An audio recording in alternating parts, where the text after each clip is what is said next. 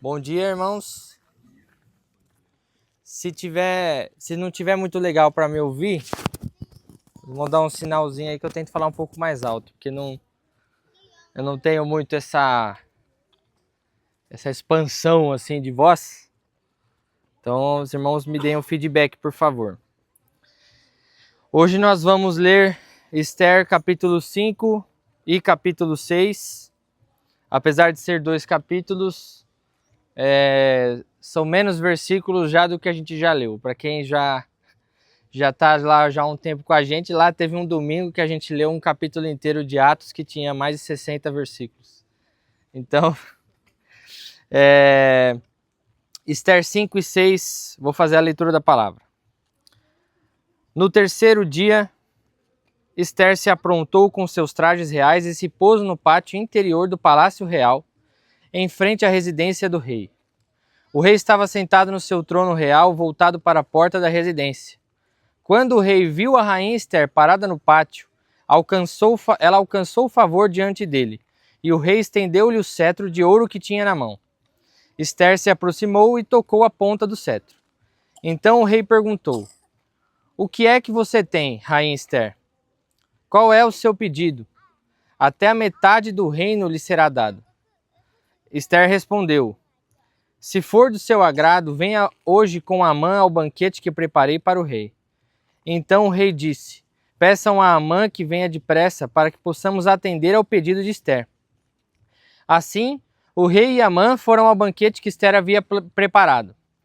Enquanto bebiam vinho, o rei disse a Esther: "Qual é o seu pedido? Peça e lhe será dado. O que você quer?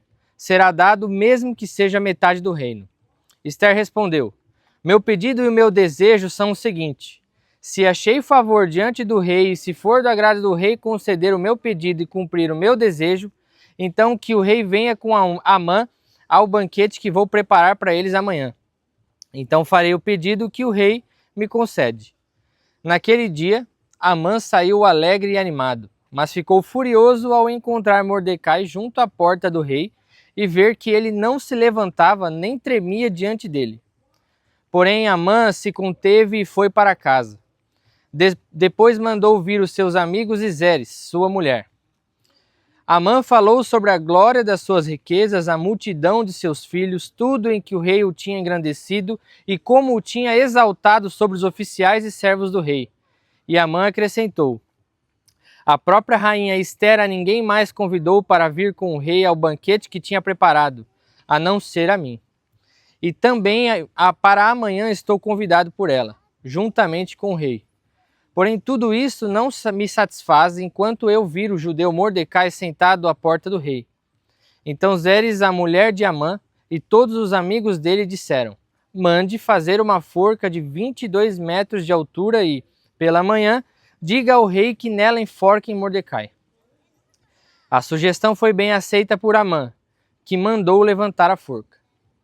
Naquela noite, o rei não pôde dormir, então mandou buscar o livro dos feitos memoráveis, que foi lido diante do rei. Achou-se escrito que Mordecai é quem havia denunciado Bigtan e Teres, os dois eunucos do rei, guardas da porta que tinham planejado matar o rei Assuero. Então o rei perguntou: "Que honras e distinções foram conferidas a Mordecai por ter feito isso?" Os servos do rei que o serviam responderam: "Ele não recebeu recompensa nenhuma." O rei perguntou: "Quem está no pátio?" Ora, Amã tinha entrado no pátio exterior do palácio real para pedir ao rei que Mordecai fosse pendurado na forca que ele, Amã, lhe havia preparado. Os servos do rei lhe disseram: "Amã está no pátio." Então o rei mandou que ele entrasse.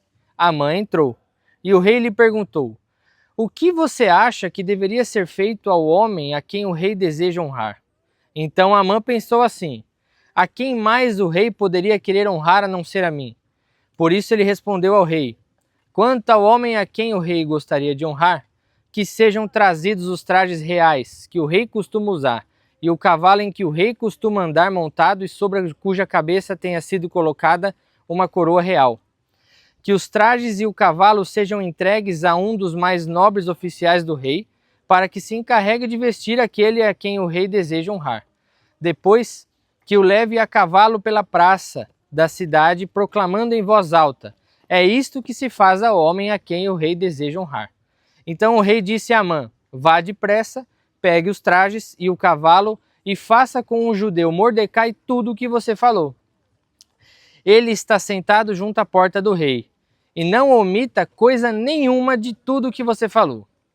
Amã pegou os trajes e o cavalo, vestiu Mordecai e o levou a cavalo pela praça da cidade, proclamando em voz alta: é isto que se faz ao homem a quem o rei deseja honrar.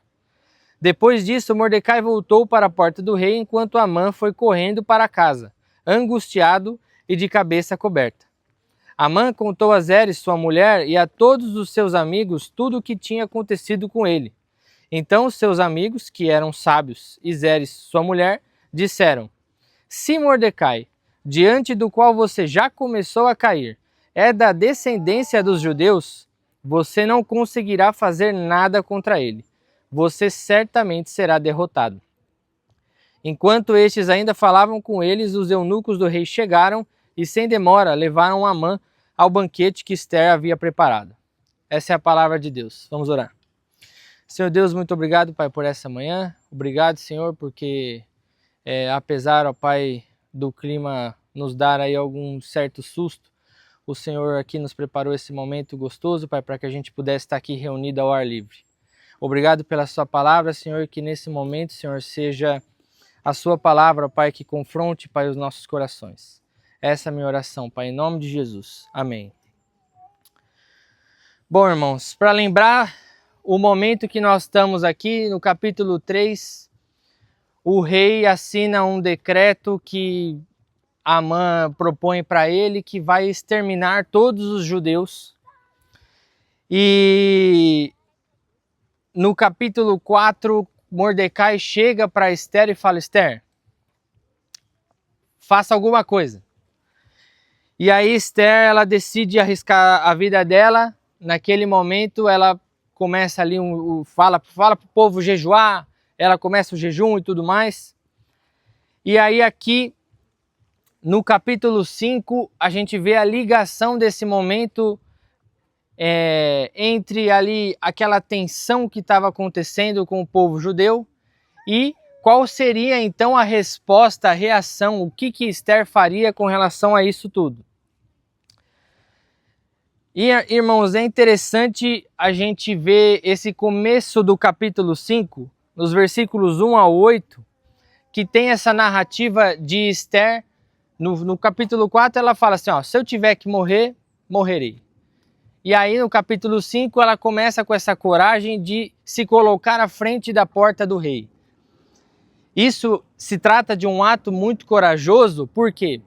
Porque ela só podia se apresentar ao rei se o rei a chamasse.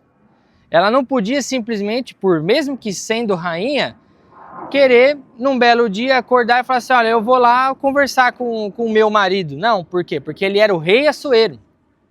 Ela só podia estar lá na presença dele se fosse chamada.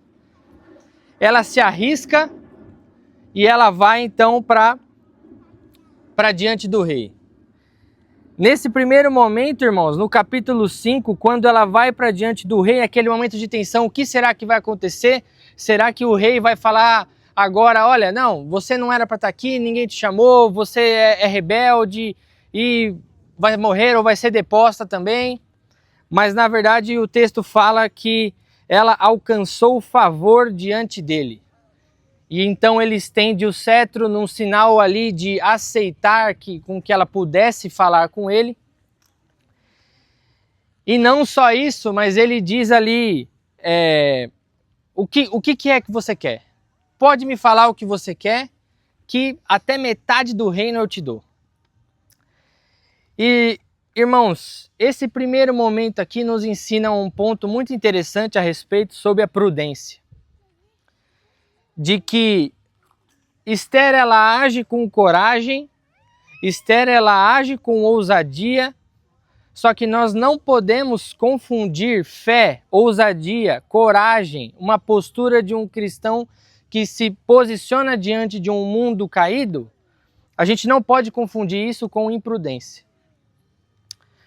Deus, ele é soberano, mas ele nos chama a agir com sabedoria.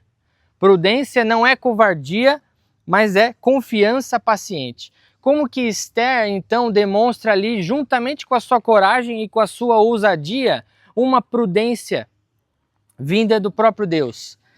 Ela convida o rei para um banquete, porque, afinal de contas, ela já chegou na presença do rei, que ela nem devia estar ali. Ela já conseguiu ali com que o rei escutasse ela sem tomar nenhuma atitude que seja punitiva ou nenhum castigo para que ela tenha feito. Mas aí ela pensa, bom, já consegui a atenção do rei. Vamos pensar num ambiente, num momento que seja oportuno para falar para ele o que eu quero falar. Então ela prepara um banquete e fala assim, olha, eu vou falar o que eu quero, mas numa mesa. E aí ela chama também, juntamente com o rei, o próprio Amã. Isso até o versículo 5. Aí depois o rei chega para ela e fala assim, olha, qual que é o... não, na verdade no versículo 7, quando o rei fala para ela assim, me fala o que você quer, me fala qual que é o seu pedido. No primeiro banquete. Ali naquele momento que a gente pode imaginar, bom, agora eles estão ali sentados à mesa, ela teve um momento para refletir, o rei teve um momento para refletir, agora ela vai falar. E aí no versículo 7 diz, Esther respondeu, meu pedido e o meu desejo são o seguinte, se achei favor diante do rei, e se for do agrado do rei conceder o meu pedido e cumprir o meu desejo, então que o rei venha com Amã ao banquete que vou preparar para eles amanhã. Então farei o pedido que o rei me concede. Eles já estão ali na mesa, já está ali tudo feito ali conforme Esther tinha pedido, tinha ali proposto. O rei ali que está querendo saber o que Esther quer, e aí ela dá uma enrolada. Ela, olha, esse começo é muito de da gente quando às vezes quer chegar em algum lugar, mas não sabe como chegar diretamente e acaba sendo até um pouquinho prolixo. Ela, meu pedido e o meu desejo são o seguinte, se achei favor diante do rei, se o rei quiser me conceder esse desejo, se for da vontade do rei que o meu desejo seja atendido, vamos fazer outro banquete.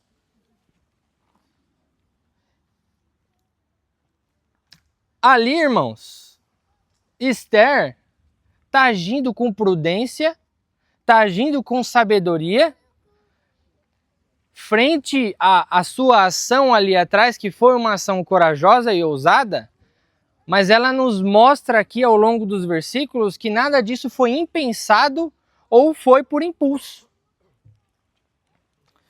Isso é muito importante para nós nos nossos dias atuais, principalmente quando a gente se depara com situações da comunicação digital.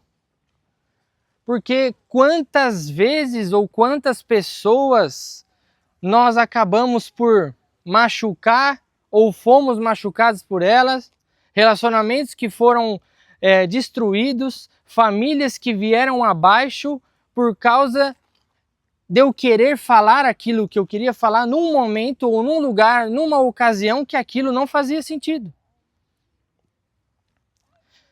Por quantas vezes a nossa imprudência nos custou caro. Continuando, Amã ele sai todo feliz.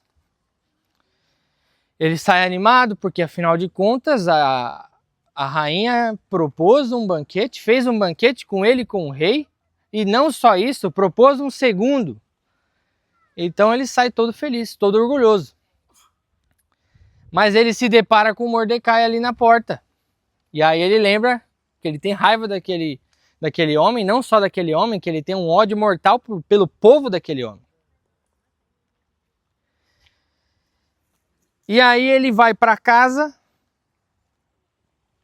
chega lá, chama lá os seus amigos, tá a sua mulher. E os seus amigos, né, o texto fala depois lá para frente que são sábios, né? a mulher dele vai dizer para ele assim, ó, no versículo 14 do capítulo 5. Mande fazer uma forca de 22 metros de altura. E pela manhã, diga ao rei que nela enforquem Mordecai.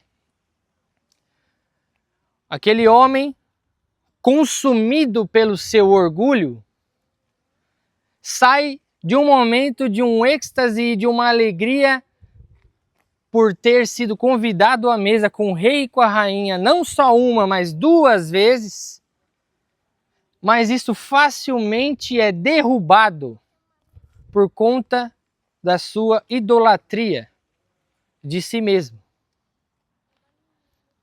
Todo aquele glamour, toda aquela honraria, tudo que ele tinha recebido, ele chega para os seus amigos, para sua mulher, ele conta, olha só quantas coisas que o rei me deu, a multidão de filhos que tenho. Olha tudo que nós temos aqui, tudo que eu construí, ou tudo que eu recebi. Mas nada disso me satisfaz. Nada disso me preenche. Enquanto aquele ser, Mordecai, respirar.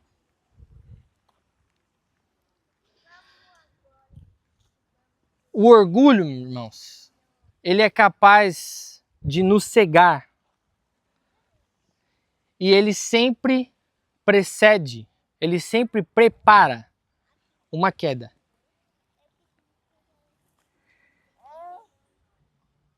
E aqui nós vemos já uma sucessão de fatos em que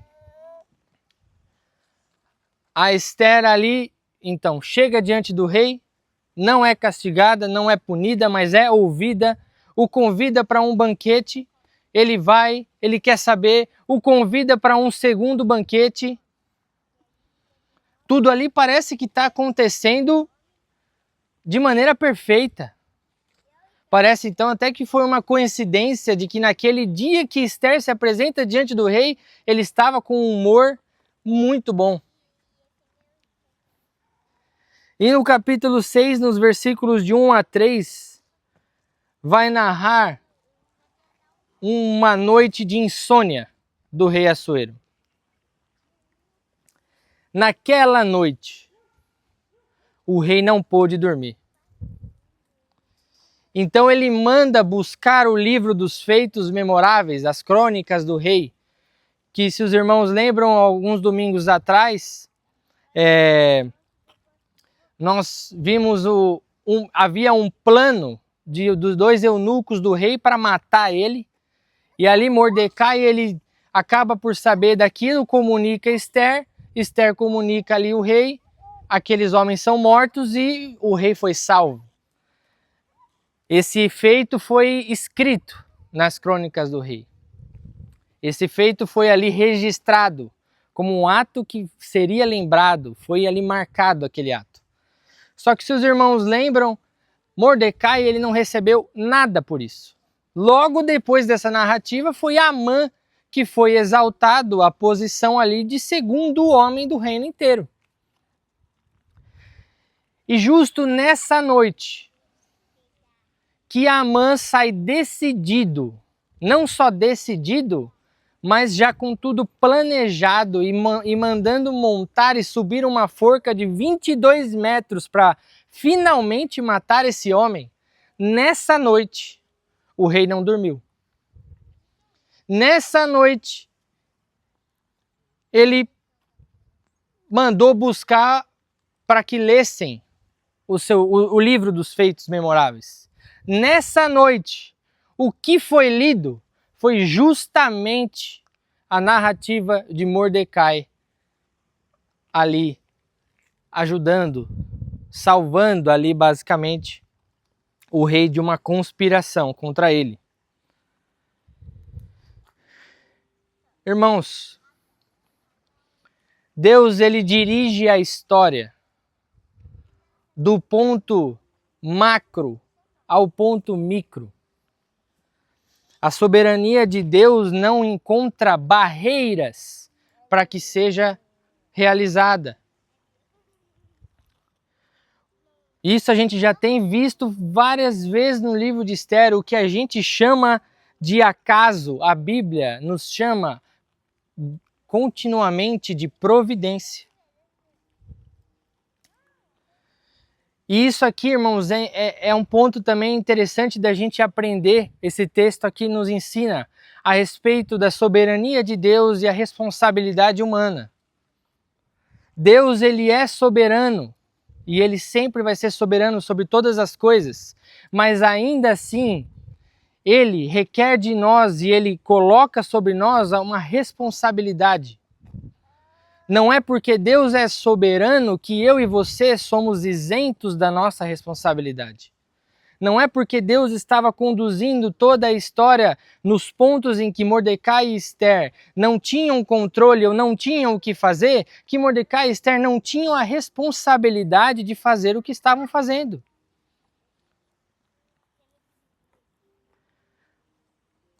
Nada disso, irmãos, é coincidência. Deus, ele não trabalha simplesmente com coincidências.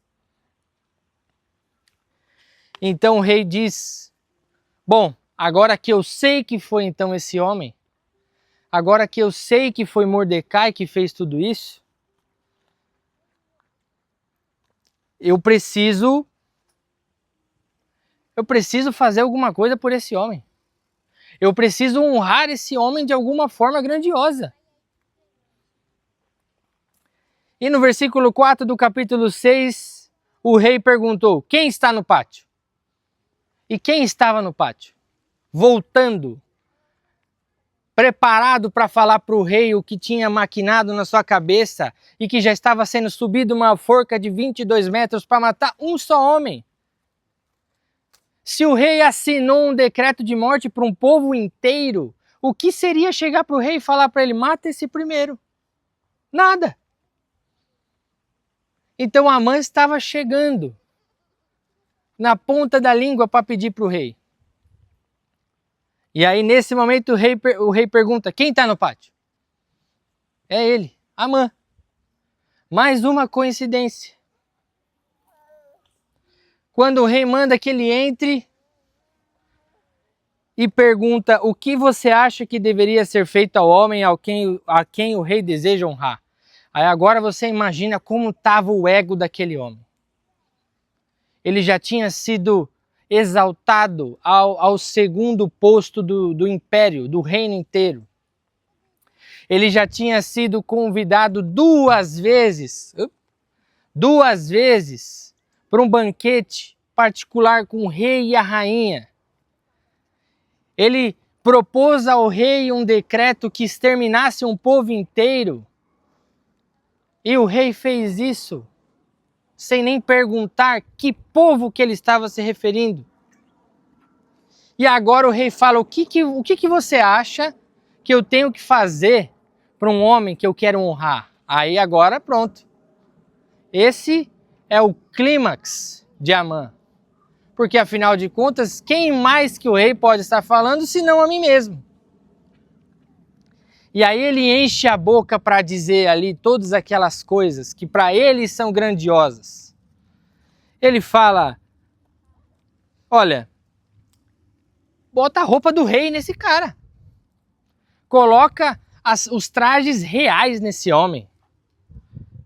Não só isso, mas também o cavalo que o rei costuma andar, põe ele em cima.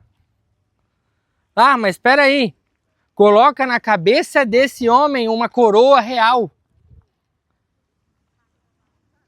Tem mais. Que isso tudo seja feito, que alguém, no caso, um dos mais nobres oficiais do rei, se encarregue de fazer tudo isso. E que ele vá pela praça da cidade proclamando em voz alta, é isso que se faz ao homem ao quem o rei deseja honrar. Amã, ele chega para o rei com um plano completamente prontinho. E na sua cabeça, ali, essas coisas todas, essa sequência de honraria, era algo que, na visão dele, iria preencher o seu coração como pronto. É isso que eu mereço. É para isso que eu estou aqui. É isso que eu estou buscando. Só que ele não esperava que o rei não estivesse falando da pessoa dele. O versículo 10 do capítulo 6, ele vai dizer, olha, vá depressa, pegue os trajes e o cavalo e faça com Mordecai tudo o que você falou. Ele está sentado junto à porta do rei. E o finalzinho do versículo 10, e não omita coisa nenhuma de tudo o que você falou. Olha, gostei da sua ideia. Eu acho que realmente esse homem merece aí usar minhas roupas, meu cavalo, minha coroa, merece ir pela praça da cidade e que o oficial, um dos mais nobres oficiais do rei, fique gritando ali na praça da cidade que é isso que se faz ao homem a quem o rei deseja honrar. Vai fazer isso então, mas com Mordecai. Naquele momento, eu imagino só o semblante, eu imagino só a ruína que todo aquele palácio que estava construído no coração de Amã se tornou. Todo o seu orgulho, todo o seu egocentrismo, toda a sua idolatria de poder e de grandeza caem. E quem é exaltado é um qualquer.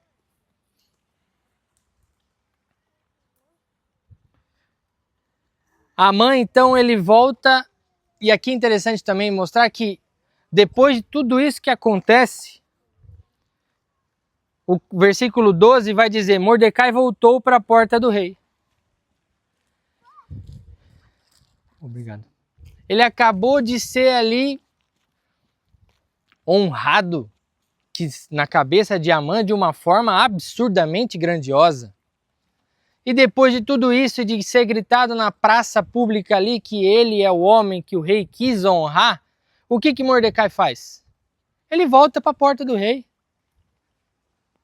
Como se a vida continuasse normalmente. Aqui a narrativa poderia trazer ali o Mordecai talvez sendo aplaudido pelo seu povo, porque afinal de contas um de nós foi exaltado e foi honrado pelo rei. Mas na verdade Mordecai simplesmente pega, eu imagino ele, tá bom? Acabou? Tirou a roupa ali do rei, desceu do cavalo, entregou a coroa, obrigado, tenha um bom dia. Mas Amã não. Amã volta para casa humilhado. Amã volta para casa com seu ego despedaçado. E aí ele conta para sua esposa o que tinha acontecido. E aí aqui vai dizer, seus amigos, né, que eram sábios.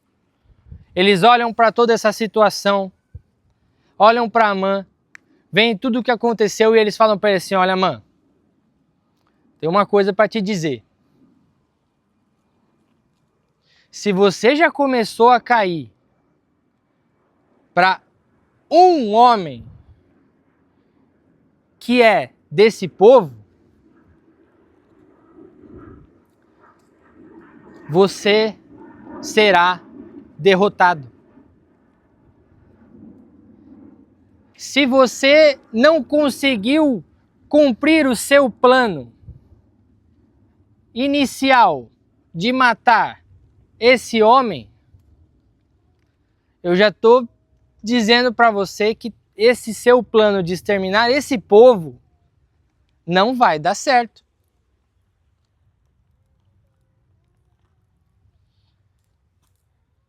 Irmãos,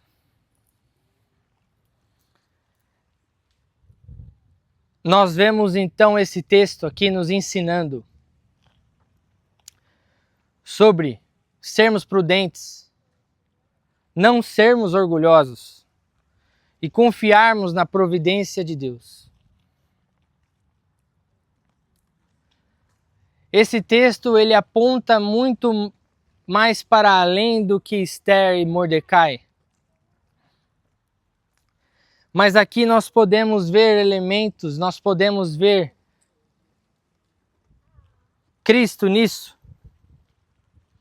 Porque Jesus, João capítulo 2, versículo 4, vai ali narrar a situação e vai trazer ali que Jesus, ele espera a sua hora.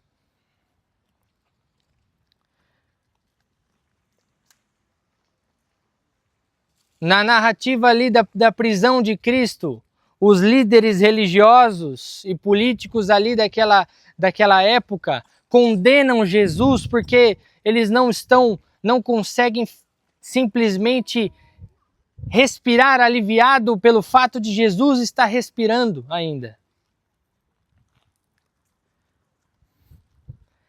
E que na cruz, uma aparente derrota, na cruz em que finalmente aquele homem que eles queriam derrotar e que eles queriam que fosse morto, aquele homem pelo qual estava toda uma promessa do Antigo Testamento, no qual nós vemos aqui narrando em Esther, finalmente matamos esse homem, mas na verdade a cruz fazia parte do plano de Deus. Não se trata, irmãos, de coincidência. Nada se trata de pegar Deus de surpresa. Nada foge do controle das mãos de Deus. Por mais que as situações pareçam adversas, por mais que as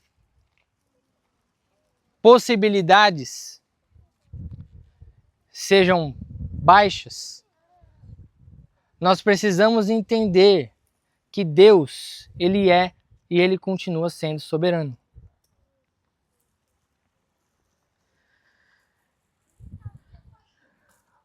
A gente vê aqui a inversão da história, assim como nós vemos a inversão da história na narrativa que nós lemos agora, em que, enquanto